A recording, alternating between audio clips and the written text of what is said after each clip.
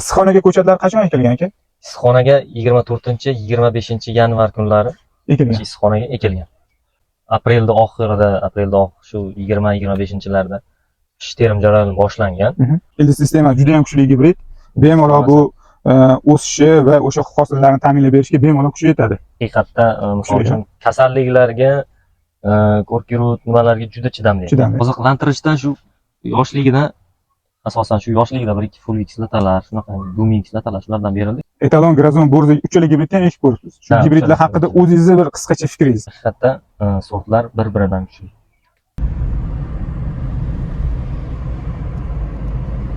Assalomu alaykum, hurmatli kanalimiz kuzatuvchilari, agrosoha mutaxassislari. Mana biz bugun Farg'ona viloyatida bo'lib turibmiz, Alfa Agro jamoasi. Videolarimiz davomida kuzatishingiz mumkin. Mana shu gibrid, etalon gibridi misol uchun o'ylashingiz mumkin. Mana shu 8-chi, 9-chi, 10-chi, 11-chi, 12-chi, 13-chi shonalar. O'sha o'suv nuqtalari to'xtatilib, 8 tadan keyin o'suv nuqtasi to'xtatilib, bachkidan davom ettirib ketilgan. Bu hech qanaqangi payvand emas, hurmatli kuzatuvchilar. Bu Turkiyada yoki boshqa joyda haliga ikkita shox chiqarib, payvandga ulab yoki mana shunaqa 16 ta, 18 ta yarusni payvandga ulab chiqarayotgan yo'q. Biz vodiydamiz, O'zbekistondamiz, hech qanaqa payvand emas bu. Oddiy urug'dan chiqarilgan ko'chat va Mirishkor dehqonimizning halol mehnatlari mana shunaqangi natijalarga olib kelib turibdi. Assalomu alaykum, hurmatli kanalimiz kuzatuvchilari. Mana biz bugun Alfa Agro jamoasi Farg'ona viloyati Yozyovon tumanida bo'lib turibmiz. Assalomu alaykum. Abdulla aka, Mirishkor dehqonimiz, noodatiy dehqon. Abdulla aka, mana shu sizni agrotexnikaga o'zgacha yondashishingizni eshitib, biz video qilish uchun davom oshib keldik. Aka, hozir biz dehqonchiligingizni ko'rib, ochiq havas qildik. Sizga o'xshagan dehqonlarimiz ko'paysin, juda ham chiroyli. Endi o'ziga xos bo'lgan mana agrotexnikangizni men savollar beraman, chunki bu kuzatuvchilarimizga ham juda ham qiziq. Aka, mana shu Grazon, Borza, etalon gibridlarini ekkansiz, to'g'rimi? To'g'ri. Issiqxonaga ko'chatlar qachon ekilgan aka? Issiqxonaga 24-25 yanvar kunlari Ekilgan. issiqxonaga ekilgan. Endi aka, agrotexnikasida o'ziga xos xususiyatida mana hozir bizni shakl berishingizni ko'rdik. Shu haqida qisqacha aytib o'tsangiz. Agrotexnikasi endi shu oddiy shu ekilgan yerga ishlov berib, shu ozuqalarni berib ekilgan. Bizda aprelda oxirida, shu 20-25-larda qish terim jarayoni boshlangan. 7 ta, 8 ta kista simga yetkazilib to'xtatilgan, kallasi olingan. Undan keyin 2 ta, 3 ta kis terilgandan keyin yangi bachkisidan novdalar chiqarish boshlagandan keyin palayni tushirganmiz, yotqizganmiz bir marta. Ahamiyat beringlar, hurmatli kuzatuvchilar, 7 ta, 8 ta shona terib bo'lingan, o'suv nuqtasi to'xtatilgan va yana davom ettirilgan. Bachkisidan chiqqani bu. Mana shu 8, 9, 10, 11, 12, 13 ham bor. 13, 14, bir xilgilarda 15 ta ham. 15 ta ham ko'rdik-a, bora. Ana bu o'ylamanglar, hurmatli kuzatuvchilar, dehqonlarimiz, bu o'ylamanglar, bu 8-chi, 7-chi. Mana 8, 9, 10, 11, 12, 13, 15 talargacha ko'rdik. O'suv mana o'suv nuqtasi to'xtatilgan shona, endi bachkisi davom etib ketyapti. Juda ham birinchi kis bo'shagan, mana 2 ta, 3 ta, 4 ta, 5 ta. 5 ta yarus kallasi olingandan keyin mana bu yerda 7 mana bo'lish kerak. 8 deylik. 9, 10, 11, 12, 13, 14, 12 bir xilgisidan, endi hammasi har xil. Albatta, bu o'rinda ildiz sistemasini ham alohida e'tirof qilish kerak. Ildiz sistema juda ham kuchli gibrid. Bemalol bu o'sishi va o'sha hosillarni ta'minlab berishga bemalol kuchi yetadi. Endi haqiqatda juda kuchli. Haqiqatda misol uchun kasalliklarga, ko'rkirut nimalarga juda chidamli. Chidamli ekan. Biror marta ildizdan yulib qurib qolib ko'chatni olib chiqib tashlamadik. Endi pateriyalar bo'ldi, o'zimizni yotqizgandan keyin. Qalayga yotqizilgandan keyin pateriyalar baribir sinadi, boshqa bo'ladi, shunaqa holatlar bo'ldi. O'shanda pateriyalar bo'ldi, lekin ko'chat ekilishida, o'suv davrida o'sha nimalarda pateriya bo'lmadi ko'chatda. Qurish ildizida ko'rkirut bo'lib qolib, kasallanib qolib, shunaqa holatlar bo'lmadi kasalliklarga. Mana palaklar hali ham misol ko'rishlaringiz mumkin, mana bir xilda hali ham meva solib yotibdi mana.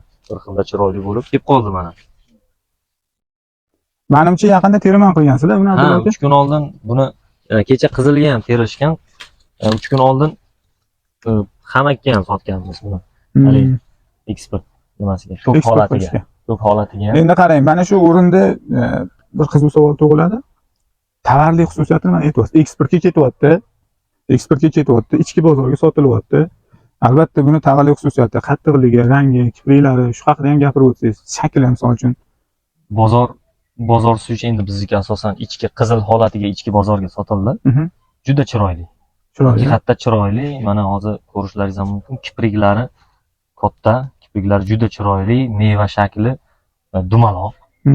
Meva shakli umuman qandaydir o'zi bir xilda standart dumaloq bunda. Etalon, ayniqsa etalon sortida juda meva qandaydir dumaloq chiroyli sifati. Qattiqliklari-chi? Qattiqligi ham zo'r, qattiq. Mana hozir ham ushlab ko'rishingiz mumkin, meva qattiq meva. Pishganda yorilishlari yo'q pishganda.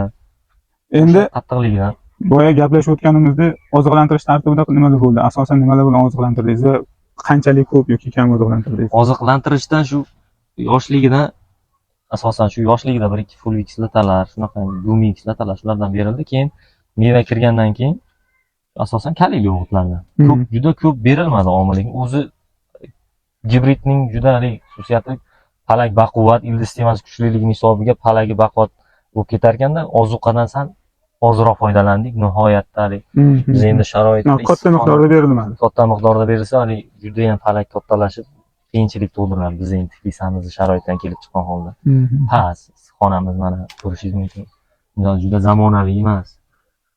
Ya'ni shu oziqa kam berilgan sharoitda ham 8 ta shona terilib yana davom etyapti. Yana 8 ta tepasida yana bor. Yana tepasida yana shuncha bor. Oziqa kam berilgan sharoitda, hurmatli kuzatuvchilar, avvalambor dehqonchiligingizga ko'ra havas qildik Abdulla aka. Sizga mirishkor dehqonlarimiz ko'paysin.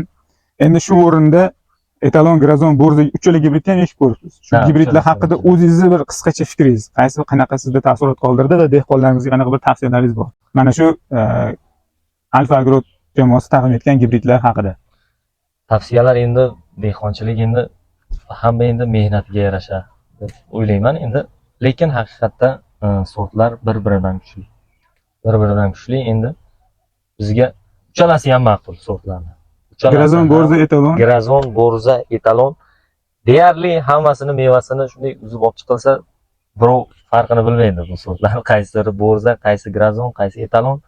3 ta mevani qo'ysangiz, qaysi biri bir-biridan o'zadi, chiroyli, hammasi bir-biridan zo'r. Kuchliligida ham hammasi kuchli, bir-biridan zo'r. Tavsiya qilib qolamiz, mana etalon sortini ekishga, mana shunaqa. Bu etalon 12 ta, 13 ta, 14 ta, 15 ta kis meva olish, mana hammaga nasib qilsin. Mana bu yo'llar borza, grazon. Ha, bu tomonimiz bu yoqda borza, grazon hammasidan ekilgan. Uchala sortdan ko'rib qo'ydinglar o'zlaringiz. Mana ochiq oydin. Mana bu gibridimiz etalon, mana. Meva hali ham 10, 11, 12, 13-kislar. Xatoliklari yo'q mana. 4 tadan o'zi yullagan bo'lsa, kunning issig'ida hammasini ushlagan.